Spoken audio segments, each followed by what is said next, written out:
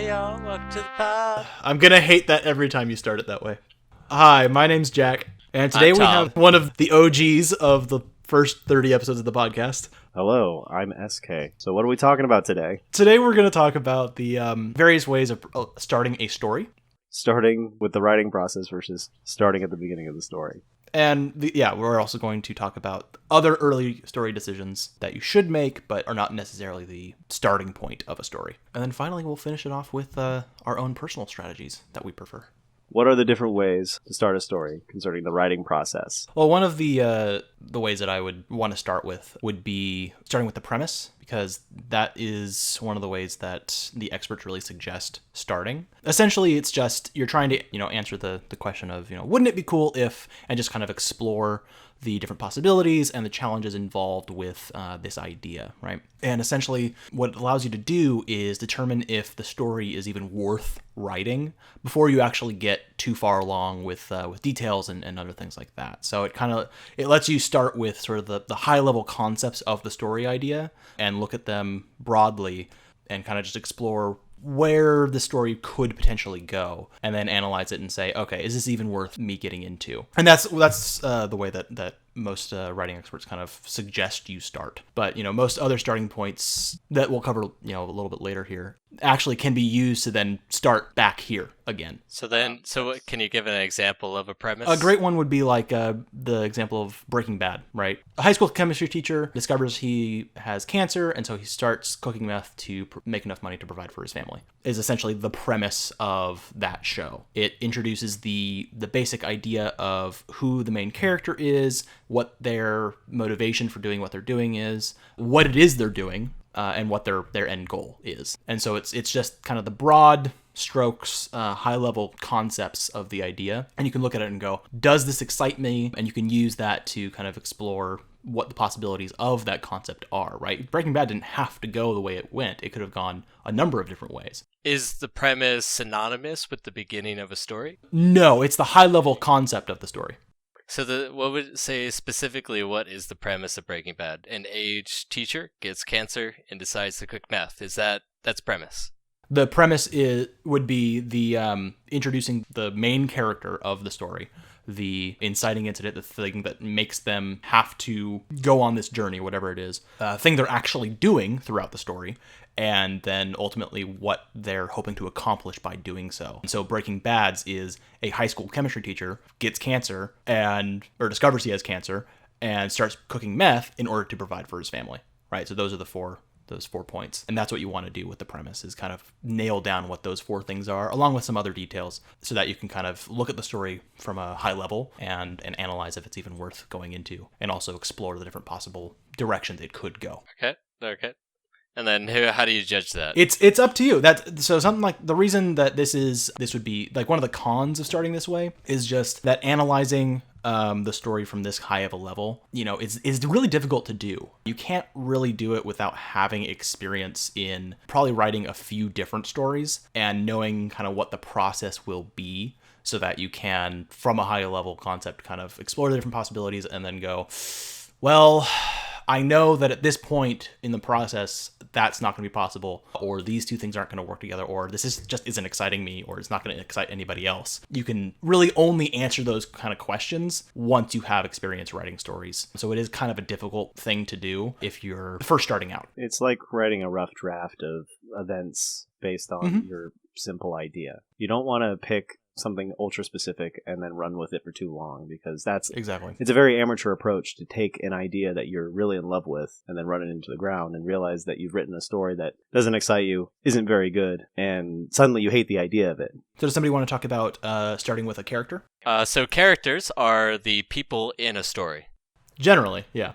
Generally. It doesn't have to be people, but like the important figures, agents in a story who possibly have a weakness, they're trying to reach a goal, they have people against them. To be clear, this is a different approach rather than starting with the premise, starting with interesting characters. Yeah. Right, like an interesting character like Forrest Gump. Like you open with Forrest Gump, people love him. It's like, that's a good way to start. That's actually a really great example. Yeah, you're welcome. Yeah. A very, very interesting character who the story is something that could have been anything, but it's all about how the character sees the world.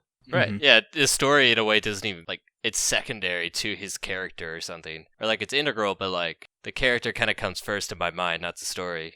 Yeah, I feel like this is one of the starting points that kind of comes the most naturally to a lot of writers. They just kind of have some character that they have in mind, or just kind of I've heard it described as like they just come to them, almost already fully fleshed out. That's not what she said. Oh my god, Tom, please. Yeah, this is what I've heard a lot of writers kind of describe their starting point as. Yeah, it's easy to get like an emotional connection with a character instead of like a setting. I mean, and doing this, like you might not even have like the actual story idea or a story like in mind. You might not even be thinking about it in terms of story initially. You might just be like, wow, this character that I come up with is really interesting. I want to know what their life is. And so you start diving into what's happened to them, and you start exploring what their life has been, and that kind of just naturally evolves into a story concept of just following their life. So why choose one character to start as opposed to another? What do you need? What's the ingredients to a good starting character? That's a tough question. They should be interesting. Yeah, that's really it. Do you give a shit about them? The one major drawback of starting with a character is that, again, in the amateur realm, is making a character that they like, but is too idealized or too perfect to the writer themselves, and the character isn't actually inherently interesting. So it's important for your character to be interesting and not necessarily be a good or bad person. As long as they're interesting for us to observe and interact with, you might have a good, decent character. But a character can't be a perfect, idealized version of something just because you like it. Right.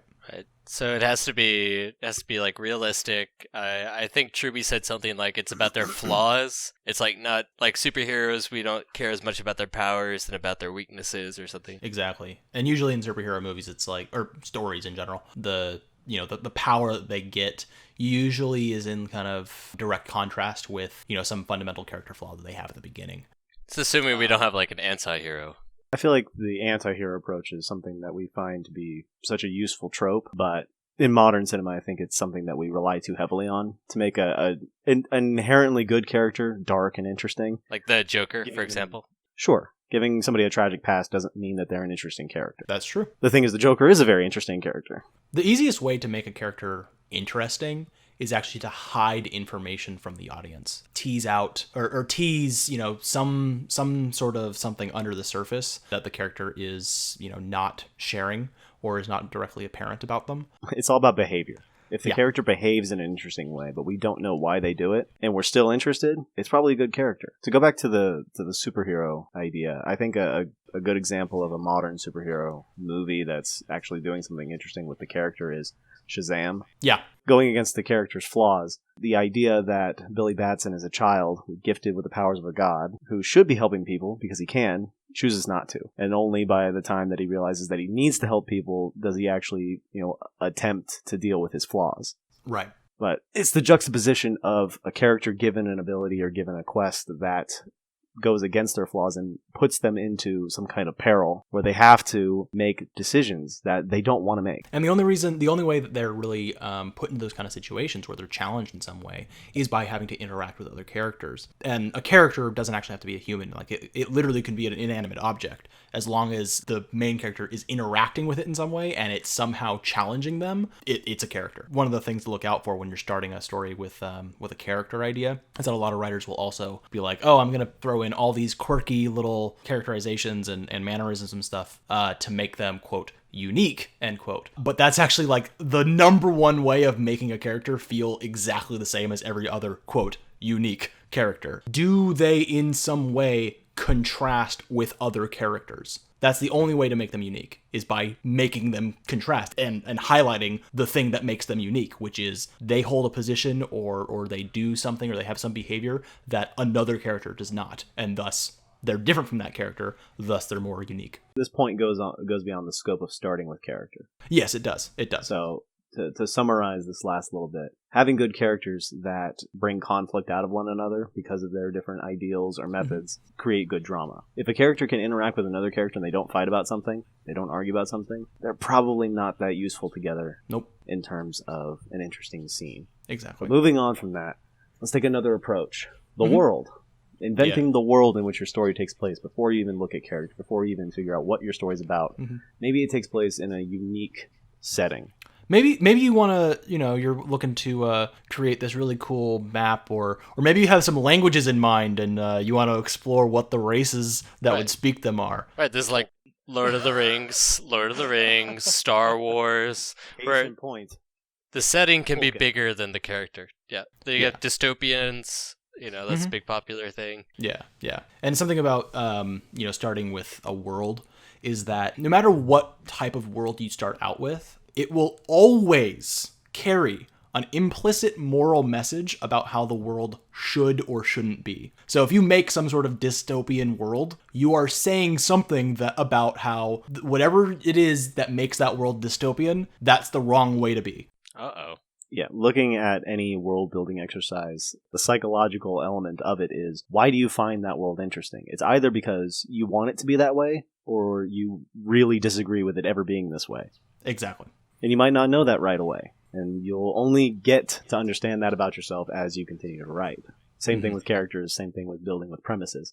Premises. And you might find by the end you love Big Brother too. Maybe. One of the pros though of starting this way is that if you can develop a world that is detailed enough or expansive enough, it could potentially serve you for many different stories, right? You don't have to just tell one story within it. If it's grand enough, then multiple stories could take place within the same world. That can be a little bit of a fun thing for your readers. If they're truly independent stories, that can be a fun thing for your readers or viewers, as the case may be, to be like, oh yeah, this takes place in the same world as this other story.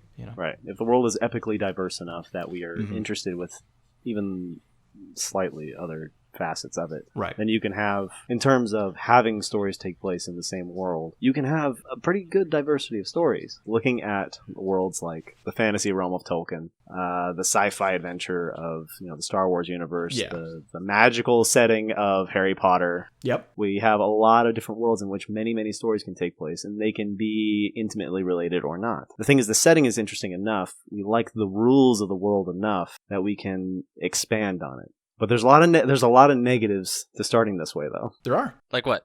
Well, it's very, very easy to reuse fantasy or sci-fi tropes that people have seen before. Well, that's a double-edged sword. It's interesting. It is.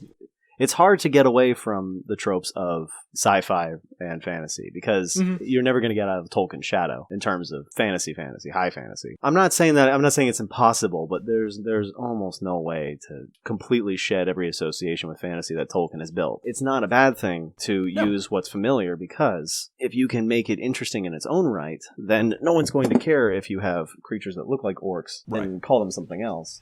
Right. As long as the orcs are actually interesting. And also, comedy depends on using tropes and then making them unexpected in some way, like a comedy story. Right. If you have the presence of mind to include satirical elements in your story, that's more power to you. That's great. Yeah. I wanted to say something about the tropes. I don't mean that using the tropes is necessarily a bad thing. I just mean if you go, oh, I'm going to make a fantasy world that, reuses Tolkien races and whatever, right? That's fine. I mean, obviously you can't explicitly use the same races because trademark, but or copyright, but you can use a lot of the same concepts. It just means that your world shouldn't be the most interesting thing about your story at that point. You're basically going, well, look, we're in a fantasy setting, like, just, this is something you've seen before, don't worry about it. It's just the setting for the thing that is interesting about this story. So if you're starting your story with a world, try to make it as unique as possible, if that is in fact your goal, is to make a unique and interesting world. So, as an artist, maybe you don't know this about me, but as an artist, working in the industry, working with industry professionals, you learn quickly that fantasy and sci-fi are the hardest realms to work in terms of what you're allowed to do, in terms of design and world, because you can't be too foreign. You can't be too unique, because if you get to 100% uniqueness, then people stop relating. You can stretch this. It's the 80-20 rule, or the 60-40. It's somewhere in the range of 80-20, 60-40. The idea is that as long as a majority of the content is familiar to us, you can experiment with the rest. Otherwise, it becomes too experimental. Right. It's like if I give you a book to read, but the book was cut up like a slinky. That's too different. It's readable if you understood it, but it's so foreign to you that you can't really enjoy it for what it is. So yeah, we can go ahead and jump on to the next starting point. Starting with a moral message. if you're going to start with a moral message, the idea is that you are starting with some kind of moral viewpoint that you want to convey, you want to express to others. It's something from your own life or some realization or choice that you can imagine. Essentially, you are telling your audience, look, this is what I've discovered. This is what you should follow, essentially, or at least in this specific situation, this is what you should follow. Right? That might be very focused. Ideally, it would be a greater message that you can expand to anyone's life, but you're not gonna be able to guarantee that for everyone, right? You don't know everybody's life, but it should be some sort of moral message that can be applied to a large amount of people, right? You can think of it as this is how life is within this story. This is the interpretation of life in this story. And if you've done it well enough, then most people will relate to it. They might not exactly agree with it, but they should feel something. Is this different from premise? In what ways? Yes. So premise is more about the interesting sides of the story, kind of at a high level. What's happening in the story? Whereas a moral message is you don't even know what character or world is going to be taking place in. You don't know anything about the story. You just go, you know what? I had this realization about what life is. I want to make a story about it. Now I need to figure out how to tell an interesting story that has this message at its core.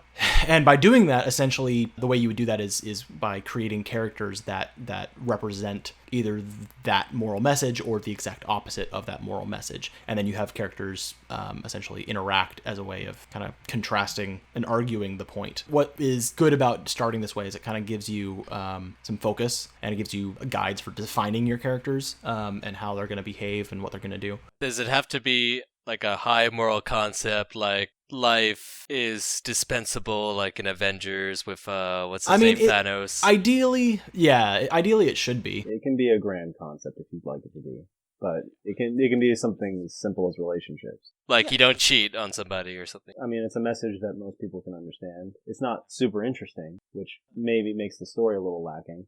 Don't but it's cheat all about on how people. You tell it. Another thing to look out for with starting this way with the moral message. Well, two things. One, your moral message can just inherently be wrong. You're probably not as clever as you think you are. You're probably not wiser than the rest of the world. So by having a concrete position that you're just starting out with, it's hard to come across as somebody who hasn't explored all the different ways of looking at a given issue if you're kind of starting your story with, I have the answer. And then if you don't do a good job, even if you have done your research and you've explored all the viewpoints and stuff, if you don't do a good job of actually having your story explore all the viewpoints, then your story can still come across as being preachy. So if the character who always does the thing that you think is right is the one who always wins, and the people who do all the bad things are the ones who always lose, it's probably not gonna be well received because a lot of people are gonna see themselves in the characters who are doing the bad thing, and it's gonna feel like you're telling them you're a terrible person. Maybe they are. So maybe you should think about this before you actually try to start this way. Starting with a moral message can lead you to coming off as an asshole, frankly. Yeah, exactly. If you're too firm about the idea. Power corrupts. Exactly. Which kind of leads us into the next starting point, which would be a central idea. It's very similar, but instead of having the answer, I have a moral message and this is the right way to be, it's more you're starting with a question of what is the right way to be. You're basically allowing the characters and the story itself to explore the idea without even having necessarily even an endpoint in mind or an answer in mind. It's kind of a way to avoid the pitfalls from starting with a moral message. You're not going to necessarily come across as somebody who hasn't explored all the options, because that's literally what the story is about, is exploring the options and trying to come to some sort of answer, or maybe just explore them and never come to an answer, because life is more complicated than just having a single answer. Yeah, you can think of it as a moral message, but very freeform. Cool. And you might even learn something about the idea yourself. Ideally, if you have a moral message or just the central idea, this is a little bit beyond the scope of starting your story, but having the central idea or having a moral message, you should ideally bounce back and forth between having a central idea and a moral message. You shouldn't believe that you have the right answer going into your story, because if you feel that way, you're going to come off like an asshole. The best way to be is to be open to your own story. Critique yourself. Be open to everyone else's ideas, whether they're good or bad. Everybody has an idea and an opinion, and and you might learn something from someone's opinion even if it isn't positive. Someone might tell you that this sucks. Well, why do they think it sucks? Sometimes that's the more relevant point of criticism. Yeah, actually listen to why they think it sucks, right? Don't just be like, well, they're just an asshole, they're trying to be mean, and say it sucks. No, listen to what they're saying and try to make it better. So let's pipe in a point about criticism here real quick. Allowing yourself to be critiqued is something you're just going to have to learn.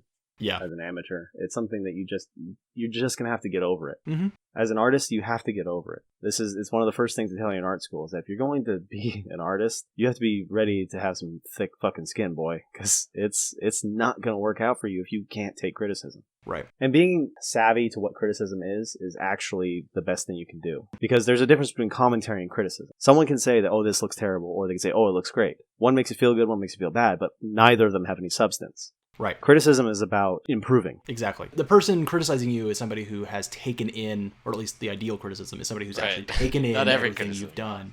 Yeah. And is able to actually express what it is specifically they don't like. And then you can take that in and modify it accordingly. Like how the critics were horrified by all the crotch shots in Cats, for example. Sure. I mean, if you wrote Cats, then yeah, you might want to take that criticism to heart, if I'm being honest. Anyway, so back to places we start from. Specific scenes. Specific scene. So sometimes when you're writing, or when you're getting started, you might have just a very specific scene in mind. Like you can just picture it. This could be, two characters, in the middle of a breakup. They have you can just picture the really heated dialogue between them, or maybe you're somebody who's really into action and you picture this really cool action sequence or something like that. And I don't know, it could be anything, but it's some specific scene within the story that really needs broader context, right? But it's the starting point. And so from there you kind of go, okay, who are these characters? Why are they doing the thing that I just imagined for whatever reason? And so you kind of go from there, and it can branch into literally any of the other starting points, right? It can go into character, it can go into the setting, it could go into,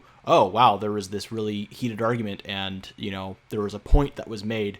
That might be my central moral message. It can go into anything, any of the other starting points, but it's kind of just you have this scene in your mind, and you roll with it. And it's a really, really great way to start. Because finding some kind of intense conflict or tension that is interesting to you inherently is a great place to start, especially if you can relate to one of the characters or make them both compelling. Yeah. And yeah, it does lead it back into the other structural elements. If you can think that structurally. In the beginning, you might not have the awareness to say, oh, that's the central message. Right. This is exactly what I'm trying to get at. You might not know right away. And it's okay not to know, because it will change as you write. Having a specific scene in mind, especially if it's something that's really dramatic, might be a really, really great approach for you if that's where you want the story to end. Because it's really important to know where the story ends. Yeah, it is. And that's actually a great way to start, is knowing where the story is supposed to end, where you're supposed to get to. Yeah, I think for starting with a scene, the negative is that this is like the Stephen King style of writing, of I'm just going to keep writing the thing that I'm visualizing until I can't think of anything anymore. It's easy to just kind of become a rambling story without any kind of direction. And maybe you go back and try to add structure later, but it's just, if you write the whole story from just rambling scene after scene after scene after scene, it will never be as good as a story that started with an actual structural spine behind it. And it can be very easy to kind of just get into that. So even if you do start with like a scene and you're going to then go and try to define the structural elements afterward, you have to be okay with maybe that first scene isn't even going to be in the story at the end, because you might find the more interesting story structurally later, and this scene might not even fit into it later. That's the point I wanted to make, is that a lot of times when you start with a specific scene, you might find that the tension in the scene is the most interesting part of it, right? Not necessarily what's happening. Exactly. And as a beginner or an amateur, you might find yourself really married to the idea of having that scene be in there somewhere. And it's a drown your baby situation, where you, even though it's a really great idea and it's a really great scene, it might not fit into the superstructure of your story. Right. You might have to pick it apart and take the tension and put it in other places, because it just doesn't fit anymore. Yeah. So you got a series of loosely related events. So I guess you have ideas for scenes and you're not really sure how they link up, but you want to begin by trying to link them. It's sort of like you don't have a lot of details in any particular about events, scene. Yeah. Yeah. Like a story arc. You have the events in an arc, but you don't don't. Maybe not maybe all even the part. not. Yeah, maybe not all the details of an arc, but like okay, I know that like I want to set this thing up so that something dramatic over here can happen, and like maybe I want these two characters to get together, but only after certain thing happens, right? You might have a lot of like little pieces that are all kind of just jumbled together, and you're not quite sure how they fit together yet. So that's definitely a valid way of starting. And just like all the other starting points, it could easily lead into any of the other ones, and it in fact probably is the most closely related to premise, because you're seeing a lot of the kind of high level interesting moments of your story, and so you can kind of start tracing out a little bit of the overall structure, and thus you're kind of getting the overall premise of the story from that, or at least you could. I should have been taking notes, but I didn't. Okay, adaptation. Adaptation is an approach to storytelling in which you take already existing material and adapt it into another form, which is something that seems easy, but depending on how you change format, it can be very, very difficult. Anybody who's ever seen a book turned into a movie can testify to the fact that it's very difficult to make something that's actually good. Mm-hmm. The thing is that if you're adapting a book into a movie, your primary approach would be, let's make a good movie. Let's not tell the book in 90 minutes. The way that like a story in the book is told, that particular story, a lot of times, it needs to be told through a book. So to adapt that into a movie, it might not even be possible. But if you do try, then what you need to, yeah, exactly. What, like you said, it should be about making a good movie. So that's about understanding story. Well, yes. But also, what is the scope of your story? And if the scope of the book is too broad, then it might not be possible to adapt it into a single movie. If you can take that and focus on one subset of the scope of the book in that one movie, then that might be doable. You might piss off people who have read the book because like, right. Well, you didn't even touch on all this cool stuff, and it's like, well, we had to do something, right? But yeah, you're like SK said, you should absolutely be, your goal of it should be telling a good story within that format, not copying the thing over and cutting out the random bits to make it fit. So one of the pros of starting a story this way is that you have an enormous amount of content usually to work with. Absolutely. So you could write a movie that takes place in the Star Wars universe using all the canon material and have a really great movie with really great characters that people are either familiar with or willing to love. Having a beloved content is actually a really, really great thing. The thing is that we find a lot of content goes to the wrong directors or the wrong writers, or we feel like, Tim Burton shouldn't be making that movie. Well, I think this is something like fan fiction falls into, right? When you want to change the way a story goes because you want, on the internet, usually it's because you want two characters to get together or all the characters to get together. / fiction. But really any kind of form of fan fiction where you take the original story and modify it into something else, that is adaptation, right? It's just not legal. Yeah, well, you can't sell it.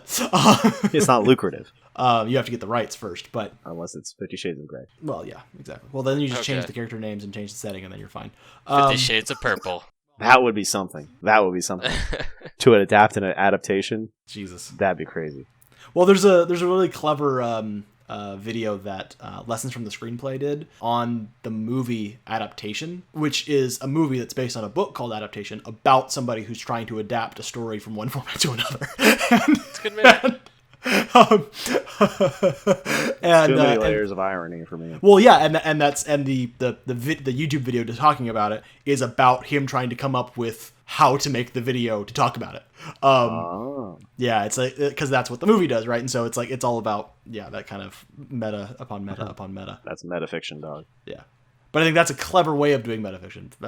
We can touch on metafiction later. So yeah, that's really all the kind of the starting points that we've identified. Tom, there was some ideas that you had about how you might start a story that I think you should bring up, because we'll touch on those and why they might not be a good idea to start with. Sure. Well, Truby said in an interview, when a writer is developing a story idea, right at the beginning of the writing process, they come up against the biggest decision they have to make, and that's what genre is the story. The main reason that writers fail at the premise, and 90% of screenplays fail at the premise, is that they chose the wrong genre to develop the story. Now, that's a good point, because it is important to decide what genre you're writing in. What's the length of your story? What format is it going to be is it going to be a standalone story, or is it going to be a serial? If it's going to be a serialized thing, is it going to be episodic or continuous? All these different things. These are all important things to kind of decide on early on. However, they are not necessarily starting points. You can't start a story by saying, I want it to be a Western, and that's it, and think that you can develop a story. You have to have some idea of what is going to be told within that Western in order to actually start the story. Starting a story with genre is, again, it's the wrong approach. It's not something that you couldn't possibly do, because a lot of movies get made that are purely based on the genre and end up being terrible. Right. A lot of horror movies. Fast and Furious 9. Sure, if we can call Fast and Furious a genre. It is. By now, after 9 movies. But the idea of starting with a genre is like buying a Halloween costume for somebody you've never met. You don't know if it's going to fit. You don't know if it fits their personality. You don't know if someone is going to fit inside that costume or not. And the person that fits inside that costume is your premise. Right.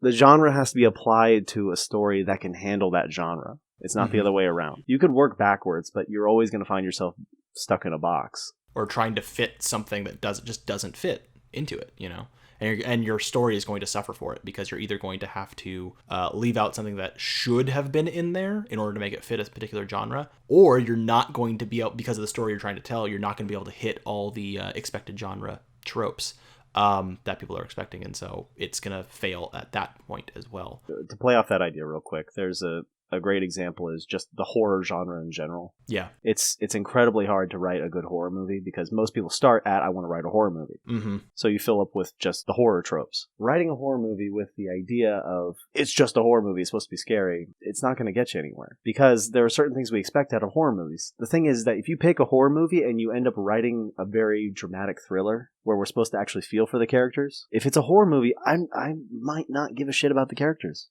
Because I know they're disposable. I know they're dispensable. Right. Because there are genre expectations. There's been many opportunities to redefine genres. It's happened. But you're not going to do it by filling it with tropes and then saying, oh, but it's not that. The point I'm trying to make here is that intention in terms of every aspect of the story is really important. It is. If you have an idea, if you know where you're going with it, then great. If you don't know, explore until you know. You shouldn't be doing anything just because. Exactly. It shouldn't be because someone expects you to do it. It shouldn't be because you expect it out of your own story. You don't know what you expect yet. Find what makes sense and what makes you feel something. If it doesn't make you feel something, you might want to ditch it. I would also like to expand on the what you said was it's about intention, and it's not just your own intention. It's also how your intention comes across and what the audience perceives as your intention. If the audience perceives your intention to be preaching to them about a moral message, then it doesn't matter if that wasn't your intention. It's how it was perceived, and thus that's how your story is going to be defined. So it's important to not only know what you're trying to do, but know how it will be perceived by your audience. Having awareness. Exactly. And that's something the amateur just doesn't have right away. Mm-hmm. So you could have the best of intentions. If you're just not thinking conceptually high level enough, you might not be aware of how you're actually coming across. Which critics will be very glad to show you how. Yeah. Exactly. You're going to hear about it. They will tell you. The thing is, you might have to biff your first few good stories. That's just how things go. Yep. But you can't cry over the first couple bad ones. Just write some good ones. Yep. Just keep going. And maybe you can adapt them later, and you'll be so good at it that no one will even know that it was Space Cats 9.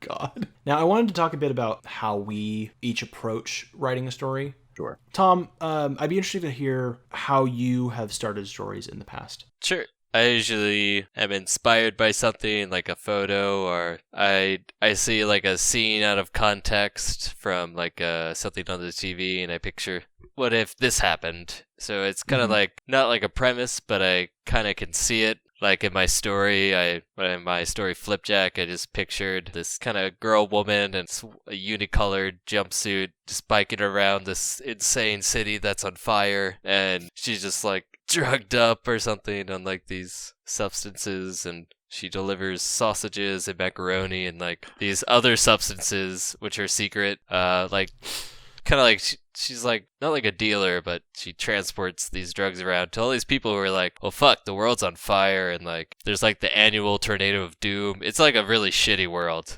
I don't know how society is still functioning in this world, but all the characters are pretty awful. I don't want likable characters. I want them all to have like deep flaws and to be kind of horrific in a way. Like all of their beauty, I think I would like to put that in there too. But I want every character to be like, I have no idea how I feel about that character. I just heard the central idea, ladies and gentlemen.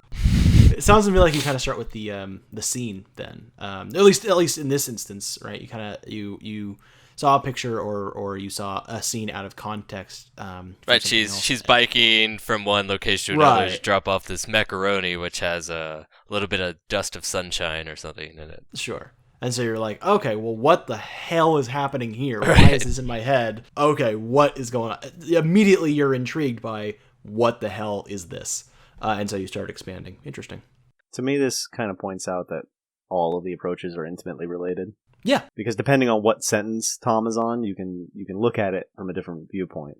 It starts out with the scene, then it starts out with loosely related events, and then it shifts to the world, then to the message. We're all over the place, and you really should be. Exactly. Inspiration comes from anywhere. Yeah, and I think that's a great way of saying it, because I think that's ultimately what our point of this episode is that there's a lot of different ways to start the story, and they are definitely all very intimately related. There's no wrong or right way to do it. So how would you say you start a story, Jack? In one instance, it was a series of events, but also / adaptation. A certain alternate timeline story that SK and I were working on. But usually if I'm writing my own, it's difficult for me to conceive of some character or location or something like that. And so usually the way I start it is with some observation of the world or people or something, and I want to explore that idea. So I usually start with either the central idea or a moral message, but I try to go, okay, here's what I think is kind of the moral message, but what are viewpoints directly against that, and how can I make them as believable of viewpoints as possible? And so I start creating characters based around having those viewpoints, and so it just kind of organically evolves from there. So like what kind of idea? Yeah, what's can you give a specific example? Well, I mean, I guess Bob's, it was a central idea or central concept, right? It was who came up with the concepts around how you're supposed to fight ghosts and demons and such. Like, there doesn't seem to be any sort of rigorous testing involved. It's just a bunch of arbitrary rules. Yeah. So what if you had a character who, did all the testing and just knew all the different ways that demons and ghosts actually operate? And it was something that nobody else had ever really been able to put together because they're so ass-backwards, unconnected pieces of information. That's what it seems like. So, he just kind of knows all these things. And so that's kind of how that story started, is just kind of expanding on this central idea of why the hell is it like this in reality? Let's make a parody of it. And so other characters evolve from basically having viewpoints on that central idea of somebody who, directly follows, say, the church's teachings, or somebody who's completely oblivious to it and doesn't believe any of this shit. A lot of the different viewpoints that would go along with hunting ghosts or demons. For the sake of context for Bob, just for those who are not savvy, which is everyone except us, Bob is a working title for something that we've been working on for a while. So it's beyond starting. It's beyond conception. This is we've gone through the point of actually approaching it from a very, very fair and structural point of view using expert techniques.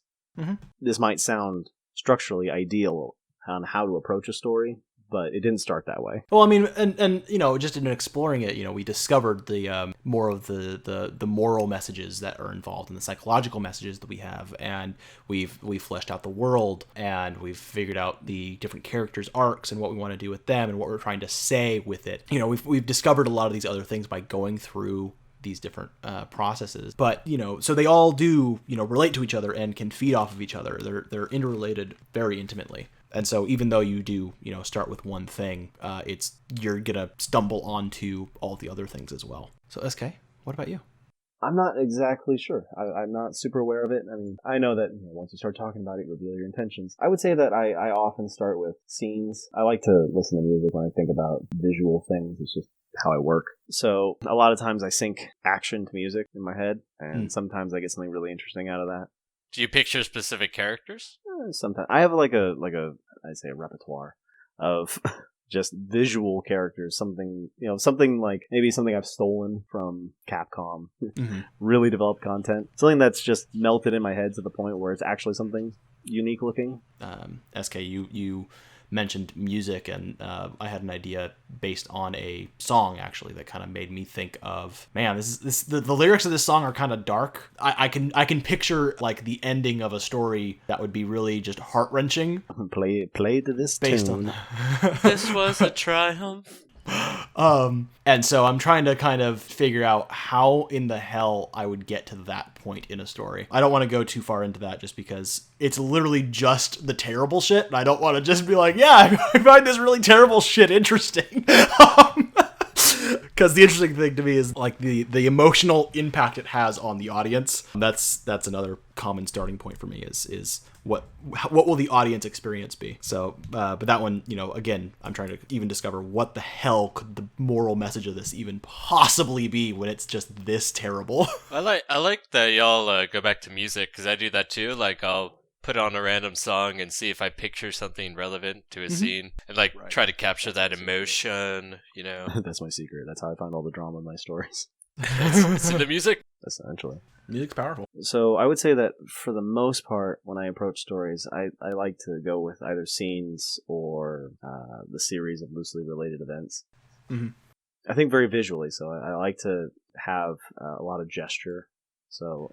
Which is funny for me because I like to work with dialogue so much. But I would say that the loosely related events, I like the emotional appeal of things happening quickly that have built up over time. And just for the sake of starting a story, I like to have something really powerful to work with. Mm-hmm. And then jump forward and backward so I can box it in, kind of figure out what it's supposed to be. And a lot of times I find that that one thing that started it, I have to dismantle because it doesn't work anymore. That one scene, you have to pick it apart and just take the tension and put it elsewhere. So I would say that's probably the closest approach I have, except for like fantasy related things. That I like to start with characters because you can play with the fantasy elements and still have that backdrop of 60% Tolkien. Right. You don't have to do so much world building on the front end. So you can make a character as interesting, put them in an interesting setting. Air quotes, interesting. You don't have to recreate the hero myth. You can just put it on new skin, throw it out there with a new skin on it. That sounds very lazy. Are there any wrong ways to start a story? Are some ways better than others? Well, we've talked on like early decisions you should make about a story that are not necessarily starting points. So genre, format, length, serial versus one-off. All that, those are early decisions to make, but they're not starting points. Just because they're meaningless as starting points. They need to be given meaning by some fundamental idea that you have. You shouldn't begin with a constraint. Right, exactly. And not a constraint within the story itself, a constraint with how the story is told. The story you're telling should be freeform until you know what it's supposed to be. Exactly. But otherwise, I mean, I don't know. I don't know if there is a wrong way to start. I would say that there isn't. I don't think that any of the ideas that we talked about in this episode are really better than other ones. I would say that some people like to go higher and more high concept. They like to approach it from a very structural point of view once they really understand the structure. Mm-hmm. But that might not be exactly how they start. Every one of these approaches is intermingled with the others to a point where they could be the exact same approach, and that approach is storytelling. Right. Yeah. So what matters is that you just start somewhere and get the ball rolling. Yeah. Yes, very much so. So don't start out by saying, and then all the characters were dead. That would be a bad way to start a story. Or maybe a great way to start a story. Or maybe it's a great story. It might be. No, the worst thing you can do is throw yourself in a box and wonder, why is this box so constricting? Yeah. You picked the box, idiot. Be open and be willing to throw a lot of stuff out as you discover the better story. Ooh, but how do you do that? That sounds complicated. Let's practice. Choosing a format. That's our last bit. This falls again, I think, into the idea of choosing a genre. Once you have the ball rolling on your idea and you have something that you think you can work with, then I would start narrowing down, maybe not what one specific format it should be, just the formats it shouldn't be. Yeah. If you're going to tell this fucking 9-hour epic, it's probably not a poem. There's epic poetry. It could be. There are epic poems, exactly. It could be. I mean, there's the Divine Comedy, but yeah. Do you want the right to the Divine Comedy? Shakespeare is all in pentamic diameter or whatever. Right. Yeah, but I would consider that theater. True. Mm-hmm. True. Just it's poetic, but it's not exactly a poem. Right. I think part of it is kind of figuring out, what are the legs that the story has? How long does it need to be? I think determining length of the story is Sure. Something that you would choose before you can pick a format, because the length of the story will determine, is this going to be a novel, a crazy fucking epic eight book novel series? Is it going to only be a single movie? Is it going to be a short story? Is it going to be a short comic? Certain formats have expected lengths to them and a certain level of detail in various aspects of the story. So as you explore the story, figuring out what the legs are and thus how long it will be approximately, and then figuring out what the central story beats are going to be, will kind of start telling you, okay, this kind of feels like it's fitting into this kind of genre. That tells me it's kind of fitting into this kind of format based on all these things. And I think you'll kind of start leaning towards one or the other. But I think ultimately, like, if you have two options to choose from that could work. Like, maybe you are like, it could be a short story or it could be a movie, because like there's generally the same level of detail and length and stuff like that. I think the deciding factor is what's possible for you to do right now. Do you have a whole team of people to make a movie? Then maybe it should be a short story. Or you could do a screenplay and try to submit it, whatever. But also, what interests you the most? What do you want to see it as? Do you want to see it as do you want to read it as a short story, or do you want to see it visually? That's a question for yourself. Is what are you most interested in? We haven't actually touched on that, but I think it's a good point to think about the scope of your story in terms of how can it be produced. I wouldn't say that's exactly near the beginning of the story, but knowing what your story is capable of doing and what it's capable of becoming is just a reality check for you. Yeah, it's actually it's a good way to develop details. I was picturing, like, if I was listening to Lord of the Rings instead of just watching it, I think I would still be interested in it. And I'm thinking about my own story. I'd be like, if I was just listening to it without seeing anything, what would I want it to sound like? That way I focus on, like, the dialogue or, like, description. You can go for a very ethereal approach to story, and it's something you should do at the very beginning. If you're willing to experiment and break the boundaries of established media forms, do you want to have a book with an accompanying audio track? Right. That exists. Story. And with the state of the internet, it's very possible to experiment with these things. But you have to realize that there are limitations to what you can and can't do. I wouldn't say stifle your creative vision just because you can't make, The Dark Knight right now because you're 12. But that doesn't mean that you couldn't write the next Dark Knight and then end up being Christopher Nolan all along. Exactly.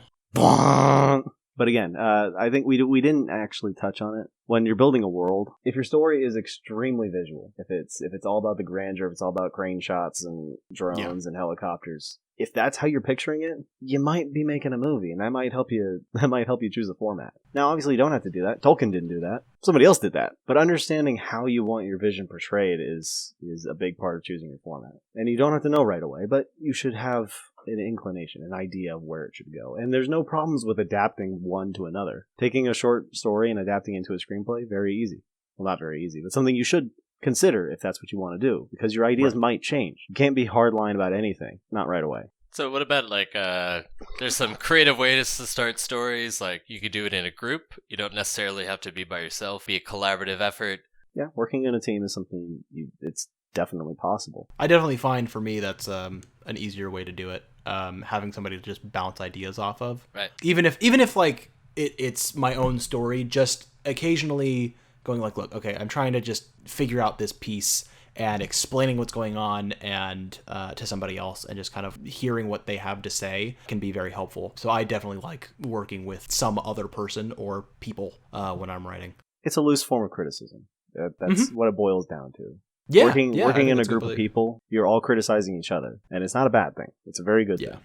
Yeah. The thing is, you have to be careful about who you work with, and That's true. I'm not trying to say anything about anybody I work with, but the idea is that if you work with people who are too like-minded, you might end up getting too narrow of a focus. You might bounce ideas off each other, and I don't know if I agree. Exemplify with that, your worst aspects. I don't see it, but thank you, Tom. You are most graciously welcome. Well, thank you for joining us. We'll see you the next whatever amount of time we're waiting between podcast episodes. Watch as the seedling grows of our pod.